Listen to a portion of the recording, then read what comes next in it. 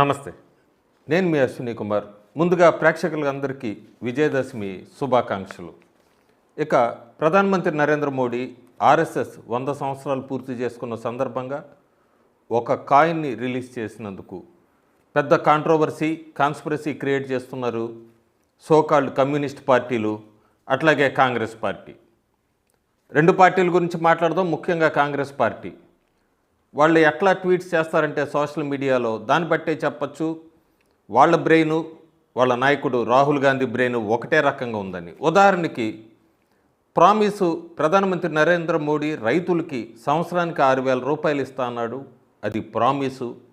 కానీ రియల్గా ఏం చేస్తున్నాడు ఆయన? నెలకి 500 రూపాయలే ఇస్తున్నాడు అంటూ ట్వీట్ చేశారు. నెలకు 500 అంటే సంవత్సరానికి 6,000 కాదా? ఆ ప్రామిస్ నెరవేరుస్తున్నట్టు కాదా? కాకపోతే వాళ్ళ బ్రెయిన్స్ అంతవరకే పనిచేస్తూ ఉంటాయి.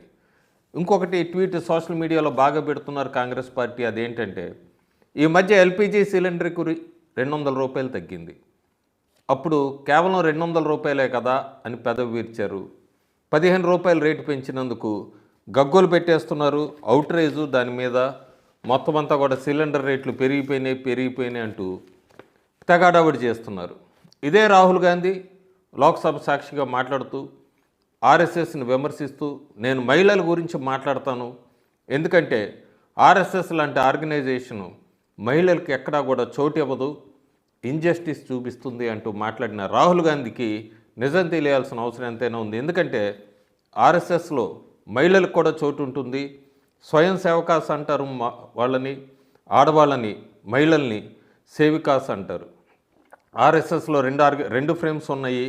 కానీ రాహుల్ గాంధీ లాంటి వాళ్ళు ఈ రెండు ఆర్గనైజేషన్స్ గురించి తెలియక పురుషులకే ఇందులో ఇంపార్టెన్సు, మహిళలకి చోటు లేదు అంటూ కూడా ఆర్ఎస్ఎస్ మీద ఒక అబద్ధపు ప్రచారం తీసుకొని వస్తారు.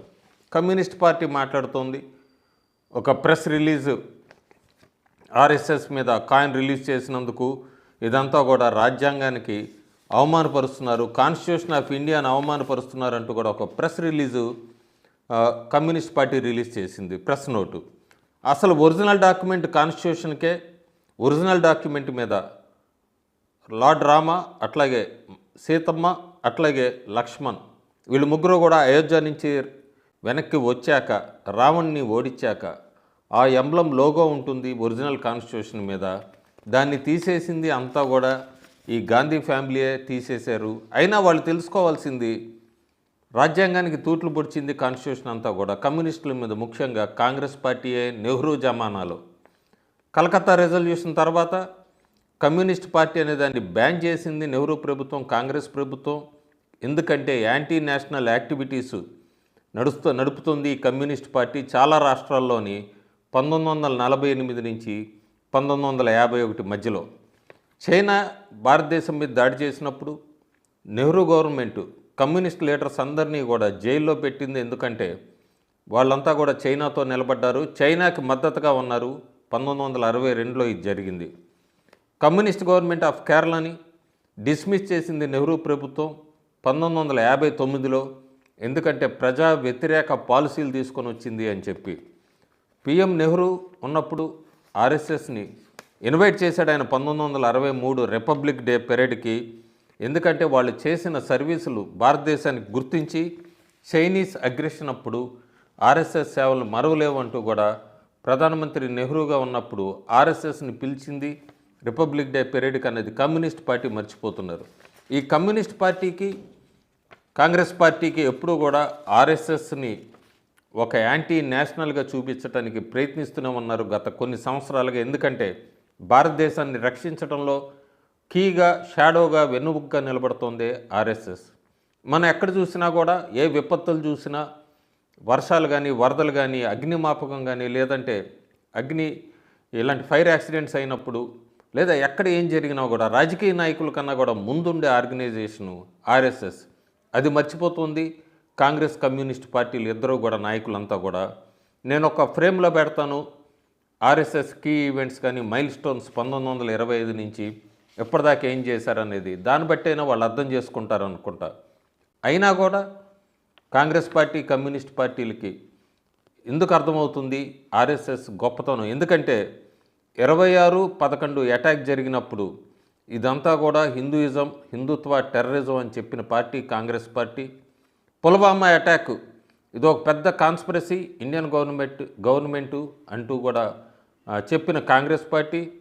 మన జవాన్ని, ఆర్మన్ ఫోర్స్ని సర్జికల్ స్ట్రైక్ మీద క్వశ్చన్ చేసిన కాంగ్రెస్ పార్టీకి నక్సలైట్స్ని మార్టియర్స్ కింద ఇలా తీసుకొచ్చిన కాంగ్రెస్ పార్టీ, అలాగే పెహల్గాంలో జీనోసైడ్స్ చూసి చంపిన టెర్రరిస్టులందరినీ కూడా అది కాదు రెఫ్యూట్ అని చెప్పి రిలీజియస్ ఇన్ నేచర్ అంటూ కూడా పోగిన కాంగ్రెస్ పార్టీ, పెహల్గాం అటాక్ని కాన్స్పిరసీ అని చెప్పిన కాంగ్రెస్ పార్టీకి, పాకిస్తాన్ని ఎప్పుడు కూడా మనం యుద్ధంలో అలాగే స్పోర్ట్స్లో ఓడించినా కూడా ఎక్కడ ఆనందం పడని కాంగ్రెస్ పార్టీకి, హమాస్ టెర్రరిస్టులందరినీ కూడా ఫ్రీడమ్ ఫైటర్గా వర్ణించే కాంగ్రెస్ పార్టీకి, వీళ్ళందరికీ కూడా ఎప్పటికీ అర్థం కాదు ఆర్ఎస్ఎస్ ఎలాంటి ఆర్గనైజేషన్ అనేది.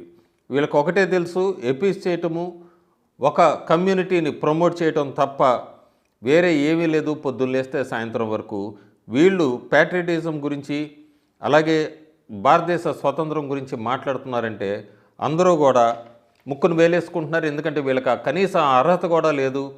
ఆర్ఎస్ఎస్ లాంటి ఒక నేషన్ ఫస్ట్ ఫ్యామిలీ తర్వాతని సర్వీస్ చేస్తున్న ఆర్గనైజేషన్ గురించి వీళ్ళకి మాట్లాడే అర్హత కూడా లేదు ఎక్కడా కూడా. సోషల్ మీడియాలో వీళ్ళు ఎంత ట్వీట్స్ చేసినా కూడా లేదు. రాహుల్ గాంధీ లాంటి వాళ్ళు కొలంబియా వెళ్ళి భారతదేశంలో డెమోక్రసీ లేదు, చనిపోయిందని అక్కడ ఆ స్టేజ్ మించి భారతదేశాన్ని డిఫేమ్ చేసిన భారతదేశ ప్రజలు మాత్రం ఆర్ఎస్ఎస్ లాంటి ఆర్గనైజేషన్స్ వెంబడే ఉన్నారు. అట్లాగే యూత్ మొత్తం కూడా తెలుసుకుంటున్నారు కాంగ్రెస్ పార్టీ ఏంటి, గతంలో ఏం జరిగింది, ప్రస్తుతం ఏం జరిగింది అన్నది.